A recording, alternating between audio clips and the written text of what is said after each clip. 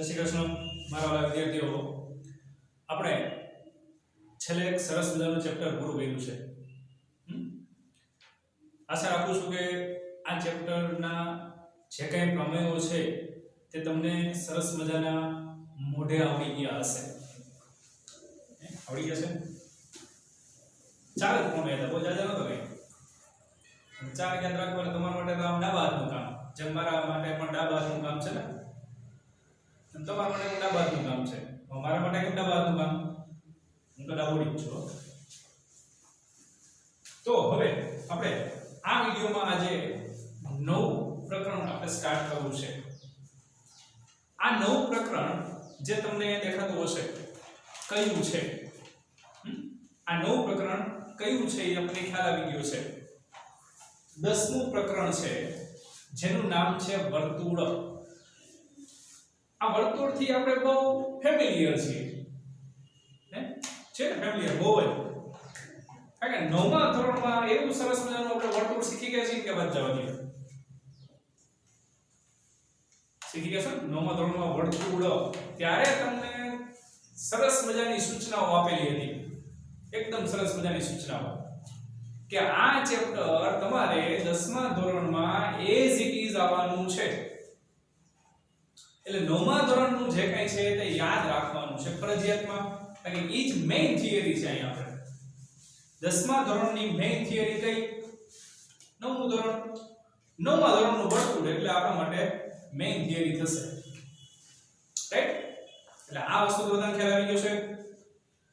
તો હવે 9મા ધોરણની ચર્ચા આપણે પછી કરશું. અત્યારે આ ચેપ્ટરમાં આગળ વધીએ. ચેપ્ટર વર્તુળ જ છે, 10મું પ્રકરણ છે, જેને આપણે જોવા જઈએ તો આ ચેપ્ટર બોર્ડની પરીક્ષા માટે કેટલું મહત્વનું છે, એનો ગુણભાર કેટલો છે તે ખાસ સમજવો જરૂરી છે. તેનો ગુણભાર પણ, કારણ કે આપણે ચેપ્ટર વાઇઝ તમને ગુણભાર પણ લખાવેલા છે, અનુક્રમણિકામાં પણ ગુણભાર લખાવેલા છે. અહીંયા આપણે જ્યારે ચેપ્ટર વાઇઝ ગુણભાર લખીએ છીએ તો એનું મહત્વ કંઈક અલગ જ છે. તો આ જે ચેપ્ટર છે તે આપણા માટે 6 ગુણ છે. કેટલા ગુણ છે? 6 ગુણનું આ ચેપ્ટર બોર્ડની પરીક્ષામાં 1+2+3 ની રીતના પૂછાય છે. એટલે કે 1 માર્કનો એક પ્રશ્ન, 2 માર્કનો એક પ્રશ્ન અને 3 માર્કનો એક પ્રશ્ન, આ રીતે તમને બોર્ડની પરીક્ષામાં પૂછાય છે મિત્રો. 2 માર્કના જે પ્રશ્ન છે એની ઉપર આપણે આ રીતે ફૂદડી કરીએ તો આનો અર્થ પણ આપણને બધાને ખબર છે કે ફૂદડીનો અર્થ શું થાય. શું થશે? તો કે 2 માર્કનો જે પ્રશ્ન હશે તેમાં આપણને ઓપ્શન મળશે, રાઈટ? તો આ જે ચેપ્ટરની આપણે શરૂઆત કરવાની છે તેના માટેનો ગુણભાર થઈ ગયો. વેઇટેજ કેટલા માર્કનું છે? તો કે 6 માર્કનું. જેનું વિભાજન, વિશ્લેષણ, વિસ્તરણ કઈ રીતના છે? તો કે 1, 2 અને 3. 1 માર્કનો એક પ્રશ્ન એટલે કે હેતુલક્ષી પ્રશ્નોમાં હશે, 2 માર્કનો એક પ્રશ્ન જેમાં તમને ઓપ્શન મળશે અને 3 માર્કનો એક પ્રશ્ન જે ફરજિયાત હશે. આ વર્તુળ ચેપ્ટર જોવા જાવ ને તો બહુ જ સહેલું છે, કારણ કે એનો બેઝ તો તમે 9મા ધોરણમાં શીખી ગયા છો. નવું કઈ નથી આવતું, નવું જે આવે છે એ આપણે અહીંયા શીખવાના છીએ. પણ એ પહેલા આ વિડિયોમાં આપણે થોડી ઘણી પ્રાઇમરી ચર્ચા પણ કરશું અને થોડું સ્ટાર્ટઅપ પણ લેશું, રાઈટ? ચાલો, સૌથી પહેલા તો આપણને શું આવડવું જોઈએ? તો કે વર્તુળની વ્યાખ્યા. વર્તુળ કોને કહેવાય? કોને કહેવાય વર્તુળ? તો તરત મગજમાં આપણા વર્તુળની વ્યાખ્યાના શબ્દો ગોઠવાઈ જવા જોઈએ. આમ તરત જ ગોઠવાઈ જવા જોઈએ, એને જોઈને નહીં પણ જોયા વગર વર્તુળની વ્યાખ્યાના શબ્દો આપણા મગજમાં રિવાઇન્ડ થઈ જવા જોઈએ. શું છે?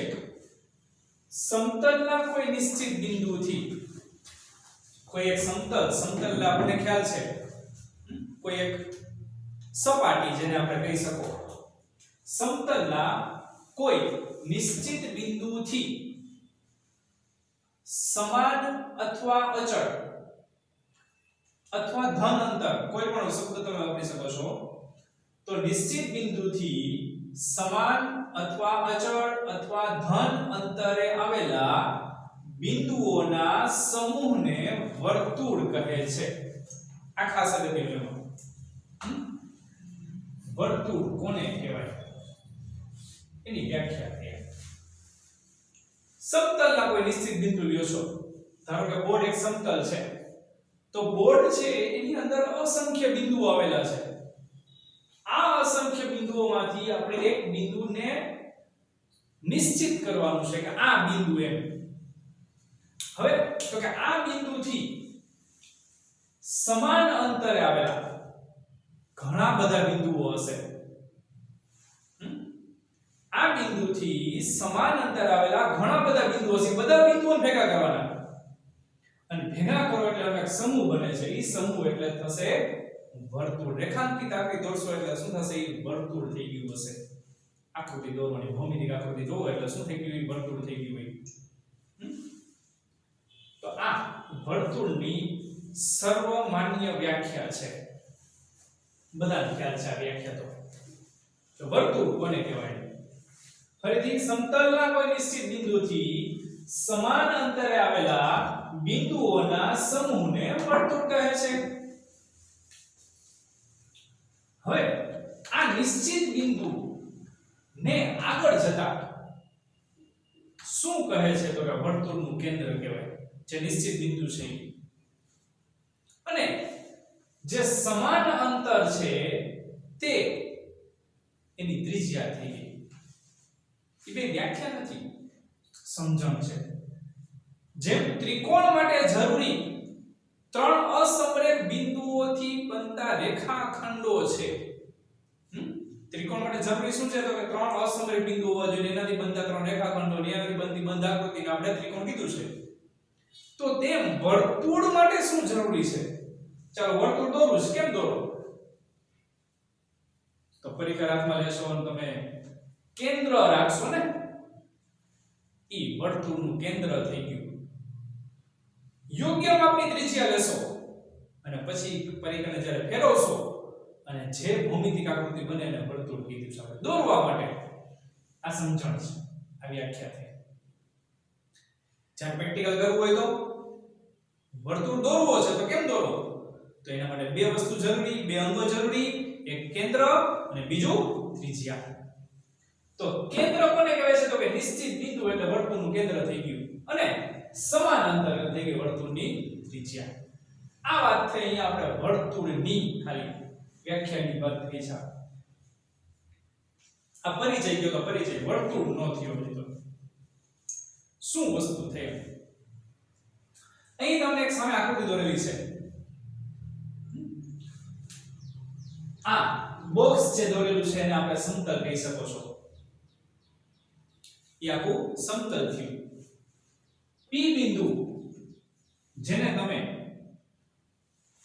વર્તુળનું કેન્દ્ર કહી શકો છો નિશ્ચિત બિંદુ થઈ ગયું ત્યાંથી સમાન અંતરે આ બધા અંતર સમાન કહેવાય જો આ બધા અંતર થશે ઘણા બધા અંતર થાય તો આ બધા બિંદુઓ સમાન અંતરે આવેલા હોય જે બધા બિંદુઓ ટકા કરું છું અને એનાથી આખો બનતો જે ગણ છે સમૂહ છે એને કહેશું આપણે વર્તુળ એટલે આની કઈક આકૃતિ બને અંદર લીટાંત કહેતો આ લીટા બધા આ જે બહારની સાઈડમાં દોરેલું છે ને એ આપણા માટે વર્તુળ છે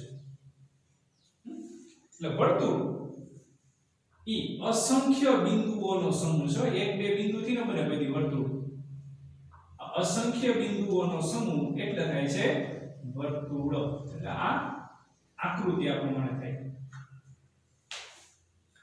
ખાલી એક બિંદુ બે બિંદુ ભેગા કરો એટલે વર્તુળ થઈ ગયું ના ઘણા બધા બિંદુઓને ભેગા કરવા પડે છે ત્યારે આપણને શું મળે છે એનું વર્તુળ છે અહીંયા આપણે કેન્દ્ર તરીકે O લઈએ તો O બિંદુ શું થશે આપણા માટે વર્તુળનું કેન્દ્ર છે તો આવું કંઈક આકૃતિ દોરેલી છે આકૃતિમાં જે કંઈ રેખાખંડ દોરેલા છે તે તમામે તમામ વર્તુળની સાથે સંકળાયેલા તેના ભાગો કહેવાય, અંગો કહેવાય. વર્તુળની સાથે સંકળાયેલા વિવિધ ભાગની આપણે ચર્ચા કરવાની છે. નવમા ધોરણમાં બધું આવી ગયું છે. જ્યારથી વર્તુળ ચેપ્ટર શીખી ગયા છો ને યાદ કરો, નવમું ધોરણ ને એની આગળનું ધોરણ યાદ કરો, વર્તુળ ક્યાં આવતું તમારે. તો તેમાં પણ આ જ વસ્તુ આવતી, કઈ નવી નહોતી આવતી. ફરી પાછી નવમા ધોરણમાં ભણ્યા, ફરી પાછું 10મા ધોરણમાં ભણવાનું છે હવે. એટલે હલવો જ છે આપણા માટે આ ચેપ્ટર તો ત્યાં જોવા જઈએ તો સરસ મજા આવે એવું ચેપ્ટર છે. તો ઓ કેન્દ્ર થશે. તો હવે વ્યાખ્યા ટૂંકમાં સમજીએ છીએ, પછી આપણે બધી રીતના વ્યાખ્યાઓ લખાવેલી હશે, તમને મોકલાવીશ પણ ખરી. શું છે તો કે વર્તુળ. સૌથી પહેલો શબ્દ સમજીએ વર્તુળ. વર્તુળ કોને કહેવાય તો વ્યાખ્યા આપણે સમજી લીધી કે સમતલના કોઈ નિશ્ચિત બિંદુથી સમાન અંતરે આવેલા બિંદુઓના ગણને કહેવાય છે વર્તુળ, અથવા સમાન અંતરે આવેલા બિંદુઓના સમૂહને કહેવાય છે વર્તુળ. બીજો શબ્દ છે વર્તુળની અંદરનો ભાગ. તો આ જે બોક્સ કરેલું છે એને એક સમતલ તમે નક્કી કરો છો. સમતલ મર્યાદિત ન હોય, ક્યારે અનિશ્ચિત હોય, પણ અહીંયા સમજવા માટે એક બોક્સ કરેલું છે જે આપણા માટે શું છે તો કે એક સમતલ છે. આ સમતલ ની અંદર વર્તુળ દોરેલું છે. તો આ વર્તુળ જે તે સમતલના ત્રણ અલગ ભાગમાં વિભાજન કરે છે. યાદ એવું કઈ? ત્રણ અલગ ભાગમાં વિભાજન કરે છે. તમને ખ્યાલ હોય તો ત્રિકોણ ચેપ્ટર જ્યારે નવમા ધોરણમાં ભણી ગયા હતા તેના માટે પણ આ જ વસ્તુ લાગુ પડે છે, અને રેખા વિશે પણ ક્યાંય શીખી ગયા હો તો રેખા માટે પણ આ જ વસ્તુ લાગુ પડે છે. શું તો કે ત્રણ જે ભાગ છે કયા કયા છે? તો સૌથી પહેલો ભાગ તો વર્તુળ પોતે છે, એટલે કે આ આખો ભાગ. વક્ર માર્ગ જે આખો છે, ગોળાકાર માર્ગ જેને કહેવાય છે, આખે આખું શું છે આપણા માટે? વર્તુળ છે. ત્યારબાદ બીજો ભાગ છે એટલે વર્તુળની અંદરનો ભાગ કોને કહેવાય? તો વર્તુળની અંદરનો ભાગ એટલે આ બધો થાય આપણા માટે. જોવા જઈએ તો આ બધો ભાગ જે છે આપણા માટે વર્તુળની અંદરનો ભાગ છે. બધો ભાગ એટલે વર્તુળની અંદરનો ભાગ થાય. પણ યાદ એ રાખવાનું છે કે અહીંયા આપણું વર્તુળનું બિંદુ ન લેવાય એની અંદર. તો વર્તુળની અંદરના ભાગને આપણે દર્શાવવું કેમ? તો એની ચર્ચા પણ આપણે અગાઉ કરી ગયા છીએ. અંદરના ભાગને કેમ દર્શાવવું. ત્યારબાદ બહારનો ભાગ છે. તો બહારનો ભાગ કોને કહેવો? ત્રીજો જે આપણે વિભાજન ગણીએ કે વર્તુળ દ્વારા છે એ ત્રણ ભાગમાં વિભાજન થાય છે. પહેલો વર્તુળ છે, બીજો વર્તુળની અંદરનો ભાગ છે, ત્રીજો વર્તુળની બહારનો ભાગ છે. તો વર્તુળની બહારનો ભાગ એટલે આ આખો ભાગ કહેવાય. આ બધો ભાગ એટલે શું થશે? વર્તુળની બહારનો ભાગ છે.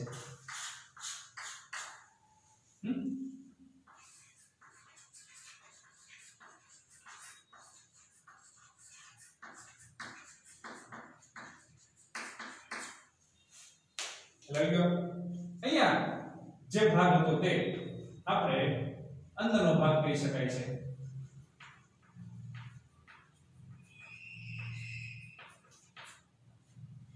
અને આ જે રેખાંકિત એટલે કે જે આ ભાગ દર્શાવું છું તે એટલે વર્તુળ પોતે છે. વર્તુળ પરના બિંદુ માત્ર વર્તુળ પરના બિંદુ કહેવાય. ઈ વર્તુળની અંદરના ભાગના કે બહારના ભાગના ન કહેવાય. અહીંયા આવેલું બિંદુ છે એ માત્ર વર્તુળની બહારના ભાગમાં આવેલું બિંદુ કહી શકાય છે, અને અંદરના ભાગમાં આવેલું બિંદુ એ વર્તુળની માત્ર અંદરના ભાગમાં આવેલું જ બિંદુ કહી શકાય છે. તે બીજા એકનો ભાગ નથી.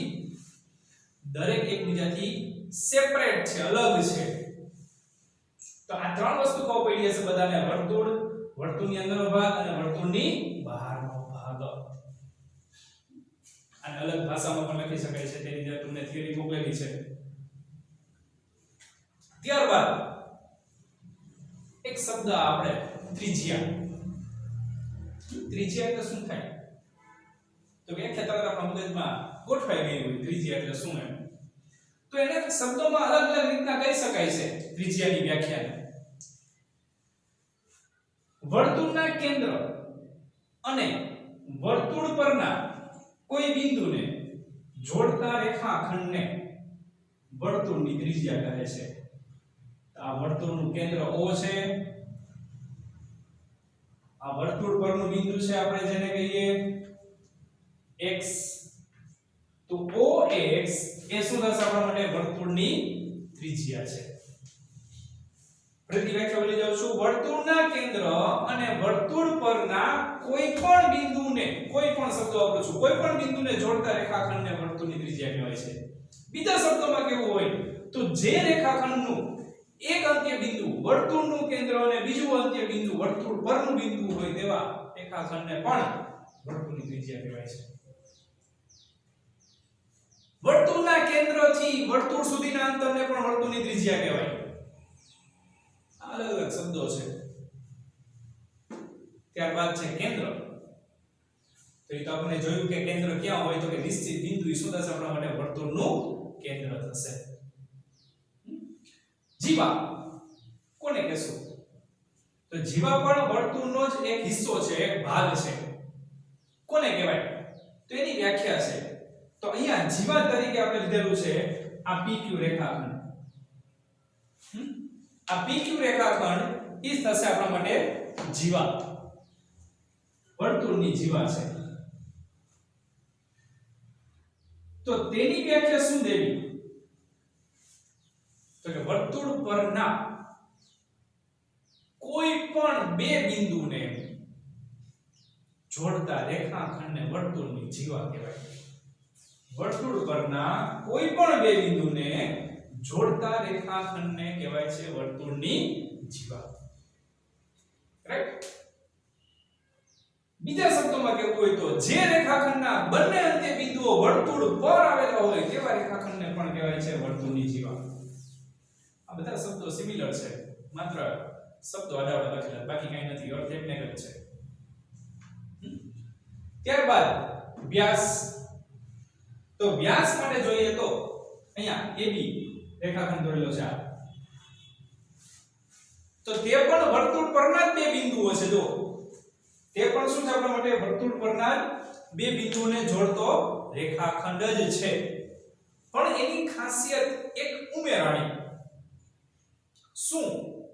તો કે આ રેખાખંડ ઈ વર્તુળના કેન્દ્રમાંથી પસાર થયો, એટલે કે O બિંદુમાંથી પસાર થયો. તો એની વ્યાખ્યામાં શબ્દોની આપણે ગોઠવણી કરીએ. જે જીવા વર્તુળના કેન્દ્રમાંથી પસાર થાય તેવી જીવાને વર્તુળનો વ્યાસ કહેવાય. અથવા વર્તુળના કેન્દ્રમાંથી પસાર થતી જીવાને વર્તુળનો વ્યાસ કહેવાય. આ બધા શબ્દો એકને એક છે. અભ્યાસ થઈ ગયો આપણા માટે. જેના વિશે ચર્ચા આપણે 9મા ધોરણમાં કરેલી જ છે. થિયરી પણ હું તમને સમજાવી દીધી છે. છેદિકા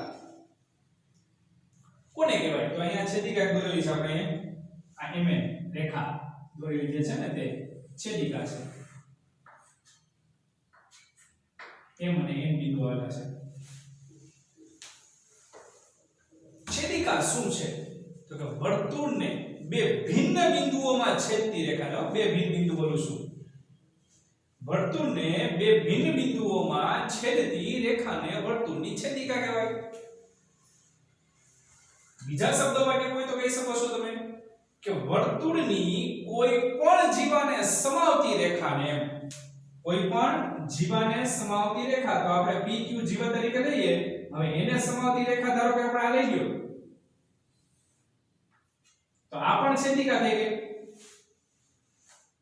ચાલે આપણે સમજણની વાત છે કે શું સમજણ છે એની. રાઈટ? તો બે વ્યાખ્યા છેદિકાની પણ કે વર્તુળને બે ભિન્ન બિંદુમાં છેદતી રેખાને વર્તુળની છેદિકા કહેવાય. વર્તુળની કોઈ પણ જીવાને સમાવતી રેખાને વર્તુળની છેદિકા કહેવાય. હજી એક કહી શકો છો કે વર્તુળના બે બિંદુમાંથી પસાર થતી રેખાને પણ વર્તુળની છેદિકા કહેવાય. તો એકને જ છે. આ AB ને છેદિકા તરીકે લઈ શકો છો, PQ ને પણ છેદિકા તરીકે લઈ શકાય, MN પણ વર્તુળની છેદિકા છે.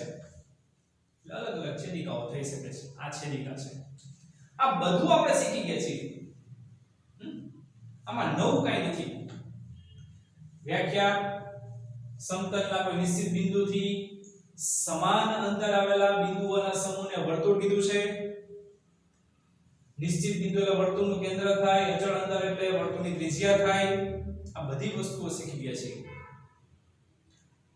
અને તેના સંદર્ભમાં થોડાક ભાગ વિશે વાત કરી છે, જેમાં વ્યાસ, જીવા નું ડિટેલ થિયરીમાં આપણે ભણી ગયા. લખવાની છે થિયરી આપણે. આ ચેપ્ટર સ્ટાર્ટ કર્યું છે. થોડુંક આગળ વધીએ આપણે આના કરતા. તો વર્તુળમાં અહીંયા જો તમે કે આ સમતલ છે, હું એક બિંદુ પસંદ કરું આ સમતલનું, તો એ ત્રણ અલગ અલગ જગ્યાએ હોઈ શકે મિત્રો. કેટલી જગ્યાએ? ત્રણ અલગ અલગ જગ્યાએ. કા વર્તુળ પર હોય. અહીંયા ધારો કે અહીંયા એક બિંદુ છે, આ વર્તુળ પર લઈએ. ધારો કે આ બિંદુ નામ આપીએ y. ત્રણ શક્યતા બોલું છું. વર્તુળ પર, વર્તુળની અંદરના ભાગમાં, અહીંયા પણ y બિંદુ હોઈ શકે છે, અથવા વર્તુળની બહારના ભાગમાં, અહીંયા પણ y બિંદુ હોઈ શકે છે.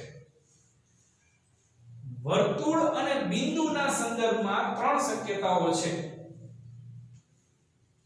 વર્તુળ જે સમતલમાં આવેલું છે તેમાં આપણે એક બિંદુ લેવું હોય તો ફરીથી બોલું છું, ત્રણ શક્યતાઓ છે. તે બિંદુ વર્તુળ પર હોઈ શકે છે, બીજી શક્યતા છે વર્તુળની અંદરના ભાગમાં હોઈ શકે છે, ત્રીજી શક્યતા છે વર્તુળની બહારના ભાગમાં હોઈ શકે છે. ખબર કેમ પડે? જો વર્તુળ પર હોય તો તેનું કેન્દ્રથી અંતર ત્રિજ્યા જેટલું હોય. જો વર્તુળના અંદરના ભાગમાં હોય તો તેનું કેન્દ્રથી અંતર ત્રિજ્યા કરતાં નાનું હોય. અને જો વર્તુળની બહારના ભાગમાં હોય તો તેનું અંતર કેન્દ્રથી અંતર કેટલું હોય? ત્રિજ્યા કરતાં વધારે. એટલે ત્રણ પોઈન્ટ યાદ રાખવાના તમારે. તે પરથી તમને ખબર પડશે કે તે બિંદુનું સ્થાન ક્યાં છે. અંદર છે, વર્તુળ પર છે કે વર્તુળની બહારના ભાગમાં છે. આ વસ્તુના સંદર્ભમાં આપણને થોડો ઘણો ખ્યાલ આવી ગયો હોય તો હવે થોડું આપણે આગળ વધીએ. શું આગળ વધવાનું છે? તો અહીંયા ત્રણ અલગ અલગ આકૃતિ દોરેલી છે. જો આને આપણે પહેલી આકૃતિ કહેશું, અહીંયા બીજી છે, અહીંયા ત્રીજી આકૃતિ છે. તમને લાગશે સર ત્રણેય આકૃતિ એક જ સરખી છે. હજી હું દોરું છું અંદર. આ પ્રાઇમરી વર્ક કરીને રાખેલું છે આપણે. હવે દોરવાનું તો બાકી છે. પોઈન્ટ શું સમજવાનું છે આપણે? અહીંયા સમતલમાં આવેલ વર્તુળ અને રેખાનો છેદ. તો અહીંયા જે બોક્સ કરેલો છે તે સમતલ છે અને અંદર વર્તુળ દોરેલું છે. સમતલમાં વર્તુળ છે અને સાથે સાથે એક રેખા દોરવાની છે. આ રેખા ન દોરી મેં, આપણે રેખા પણ દોરવાની છે. તો સમતલમાં આવેલ વર્તુળ અને રેખાના છેદ વિશે ત્રણ અલગ અલગ શક્યતાઓ છે. સમતલમાં અસંખ્ય રેખાઓ હોય. અસંખ્ય શબ્દ વાપરું છું. તો કેવી રીતના છેદ નક્કી થાય? તો કે અહીંયા માત્ર આઈડિયલ પરિસ્થિતિ લેવાની છે, આદર્શ પરિસ્થિતિ. એનો અર્થ એવો તમને હું કહું છું કે અસંખ્ય જે રેખાઓ આવેલી હશે તે અસંખ્ય રેખાઓ આ ત્રણમાંથી જ કોઈ એક પરિસ્થિતિ દર્શાવતી આકૃતિ હશે. અસંખ્ય ભલે રહી રેખાઓ, રેખાઓ અસંખ્ય જ છે સમતલની અંદર, પણ આ ત્રણમાંથી જ કોઈ એક પરિસ્થિતિના સંદર્ભમાં હશે. ઈ ત્રણ પરિસ્થિતિ વિશે અહીંયા આપણે જોવાનું છે. બોર્ડમાં પ્રશ્ન પૂછાઈ ગયેલો છે કે વર્તુળ, સમતલ અને રેખાના છેદ માટે કેટલી શક્યતાઓ છે? ત્રણ શક્યતાઓ. ઈ ત્રણ શક્યતાની આપણે અહીંયા ચર્ચા કરીએ છીએ. તો સૌથી પહેલા તો આપણે એવી એક રેખા દોરીએ છીએ, આવી રીતે. આ રેખા L કહીએ. અહીંયા કેન્દ્ર લઈએ આપણે P. P કેન્દ્ર જે વર્તુળ છે તે અને એક રેખા દોરેલી છે. તો અહીંયા સમજવાનું આ રીતે છે કે જે રેખા અહીંયા દોરેલી છે તે રેખા અને આ વર્તુળ સાથેનો છેદ કેટલો છે, શું છે? તો કે એકેય બિંદુમાં છેદતી નથી. છેદે છે કે જોજે 10 થશે ગમે લંબાવો તો આવી એક રેખા ન હોય, અસંખ્ય રેખાઓ આમાં હોય. આમ પણ દોરી શકાય, આમે દોરી શકાય, આમે દોરી શકાય છે, આમે દોરી શકાય છે, આમ દોરી શકો છો. અસંખ્ય રેખાઓ એવી આમાં મળશે કે જે વર્તુળને છેદશે નહીં અને સમતલમાં આવેલી હશે. તો એને શું લખાય? તો કે વર્તુળની નિશાની, વર્તુળ PR. આનો અર્થ આપણે સમજી ગયા છીએ. વર્તુળ PR, આ ઊંધો U કરવી આપણા માટે છેદની નિશાની છે. છેદ. રેખા L બરાબર શું આવે? તો કે વર્તુળ અને રેખા L પેલી પરિસ્થિતિમાં એક પણ બિંદુમાં છેદતી નથી. નથી છેદતી તો શબ્દ આવે ખાલી બહાર. એકેય બિંદુ નથી કે જે રેખા ઉપર હોય અને વર્તુળ ઉપર હોય. એવા બિંદુઓ કે જે રેખા અને વર્તુળ બંને પર હોય ને એને એનો છેદ કહેવાય. એવા કે બિંદુ જ નથી. એટલે આવી અસંખ્ય રેખાઓમાં છેદ કે જે વર્તુળને છેદે નહીં. આ પેલી શક્યતા થઈ. એવી તમામ રેખાઓ કે જે વર્તુળને ન છેદે એ બેનો છેદ ગણ શું કહેવાય? ખાલી ગણ બોલાય. એવી રીતના બીજી શક્યતાની વાત કરીએ તો આ બીજી શક્યતા છે. આ પ્રમાણે આ રેખા L છે, આ વર્તુળનું કેન્દ્ર P છે. તો આ રેખા વર્તુળને બે બિંદુમાં છેદે છે. જો આ A અને B છે. એનો અર્થ કે બીજી શક્યતા છે કે એવી પણ અસંખ્ય રેખાઓ સમતલમાં હશે કે જે વર્તુળને બે બિંદુમાં છેદતી હોય. એવી કેટલી રેખાઓ હશે? તો કે અસંખ્ય. તો એને લખવું હોય તો આ રીતે લખાય કે વર્તુળ PR છેદ રેખા L બરાબર શું આવશે? તો કે છગડીયા કૌંસમાં A અને B, અથવા એમ કહી શકાય બે બિંદુઓનો સમૂહ. શું આવશે? તો કે બે બિંદુઓનો સમૂહ, અથવા તમે એને કહી શકો છો બે ભિન્ન બિંદુઓ હોય. કારણ કે રેખા એવી એક ને એવી ઘણી બધી મળશે. જો આમ પણ દોરી શકો, આમે દોરી શકો છો, આમે દોરી શકો છો, આમે દોરી શકો છો, કેન્દ્રમાંથી પસાર થાય એવી રીતના પણ દોરી શકાય છે. ટૂંકમાં જેટલી જીવા હોય ને એ બધી જીવા સમાવતી રેખાને એટલે શું થઈ ગયો? બીજી શક્યતા. આ બીજી શક્યતા છે કે જે શું કરે છે? વર્તુળને બે ભિન્ન બિંદુમાં છેદે છે અથવા વર્તુળના બે ભિન્ન બિંદુમાંથી પસાર થાય છે. રાઈટ? ત્રીજી આકૃતિ જોઈએ તો ત્રીજી શક્યતા શું કહેવા માંગે છે તે જોઈએ. તો ત્રીજી શક્યતા જે છે તેને ખાસ ધ્યાનથી સમજવાનું છે.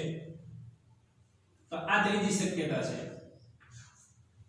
આ L બિંદુ છે, આ વર્તુળનું કેન્દ્ર છે. આ L બિંદુ તે L રેખા એ વર્તુળને એક બિંદુમાં છેદે છે અથવા વર્તુળના એક બિંદુમાંથી જ પસાર થાય છે. આવી રીતે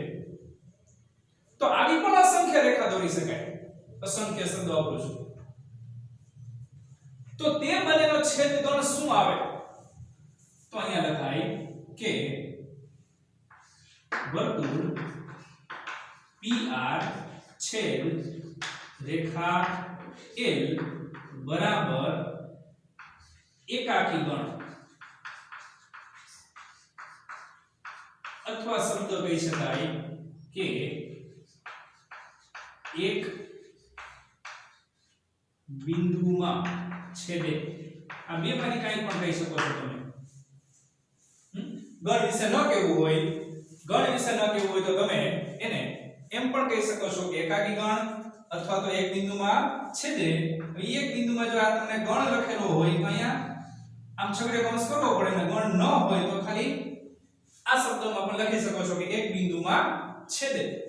હવે બિંદુ અહીંયા ધારો કે A હોય તો છગડે કૌંસમાં શું લખાય? એ બિંદુ. બિંદુ ધારો કે એમ આપેલું હોય તો અહીંયા એમ બિંદુ. તો આ વાત થઈ કે સમતલની અંદર એક વર્તુળ દોરો અને અસંખ્ય રેખાઓ જે આવેલી છે તેના માટેની ત્રણ જ આઈડિયલ પરિસ્થિતિ હોય. તમે ચોથી આઈડિયલ પરિસ્થિતિ વિચારી જ નહીં શકો. જો તો વિચારો જોઈએ, આવશે એક આઈડિયલ પરિસ્થિતિ. એવી એકેય રેખા છે કે જે શબ્દ વાપરું છું કે આ ત્રણ માંથી ચોથી પરિસ્થિતિ પણ દર્શાવી શકે તમને? બોલો જવાબ. નહીં મળે. ક્યારે નહીં મળે? એક પરિસ્થિતિ એવી છે કે જે તમામ માટે બોલું છું, વર્તુળને ન છેદે એવી બધી રેખા આવી ગઈ સમતલમાં જોઈ. બીજી પરિસ્થિતિ એવી છે, એવી બધી રેખાઓ કે જે વર્તુળને બે જ બિંદુમાં છેદી શકે, ત્રીજું બિંદુ જ ન આવે. કોઈ એમ કહેશે કેન્દ્રમાં પસાર થાય તો એ થિયરીમાં સમજી ગયા છો. કેન્દ્રમાંથી પસાર થાય તો તે બિંદુ છે એ વર્તુળનું બિંદુ ન કહેવાય. વર્તુળ એટલે આ જ બિંદુ કહેવાય. આ જે વર્તુળાકાર ભાગ છે એ વર્તુળ પરના બિંદુઓ કહી શકાય છે. કારણ કે આપણે ઘણી વસ્તુને અલગ અલગ શીખી ગયા છીએ. વર્તુળની અંદરનો ભાગ અને વર્તુળની બહારનો ભાગ. તો આ બીજી પરિસ્થિતિ થઈ કે જેમાં વર્તુળને બે જ બિંદુમાં છેદતી બધી રેખાઓ આવી જાય. અને ત્રીજી પરિસ્થિતિ એટલે આ કે વર્તુળને એક અને માત્ર એક જ બિંદુમાં છેદે. તો જો વર્તુળને માત્ર એક અને એક જ બિંદુમાં છેદે તો દેવી કેટલી રેખા? તો એવી પણ અસંખ્ય આવે. અહીંયાથી દોરી શકો, આમ દોરી શકો છો, અહીંયા આવે. ઘણી બધી રેખાઓ તમે એક જ બિંદુમાં દોરી શકાય છે. એક જ બિંદુમાંથી પસાર થઈ શકે છે. જે વર્તુળનું બિંદુ છે, સામાન્ય કેટલા બિંદુઓ છે કે જે રેખા ઉપર આવ્યો અને વર્તુળ ઉપર આવ્યો? તો કેટલું કહેવાય? એક જ. તો સામાન્ય જે બિંદુ છે એને શું કહેવાય? છેદ.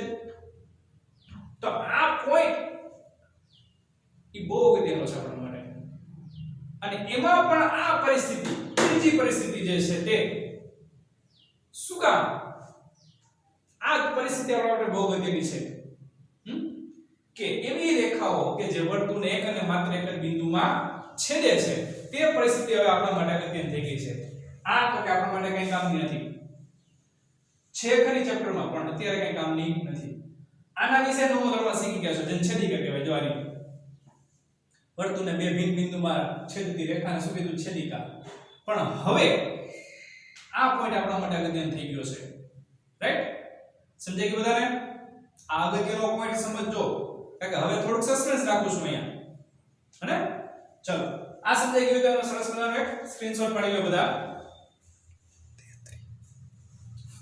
થઈ ગયું સ્ક્રીનશોટ? ચલો તો જે આપણે સસ્પેન્સ રાખીએ છીએ તે નેક્સ્ટ વિડિયોમાં ઓપન કરવાના છીએ, તેના વિશેની ચર્ચા કરીશું. તો આ થોડી થિયરી તમે હવે યાદ રાખજો. ફરી પાછા જ્યારે આપણે નવા વિડિયોમાં મળશું ત્યારે આ પોઈન્ટના સંદર્ભમાં જ આગળ વધવાનું છે. કારણ કે આ જ મેઈન પોઈન્ટ આ ચેપ્ટરનો છે. ત્યાં સુધી ઘરે રહો. જય હિન્દ, જય ભારત.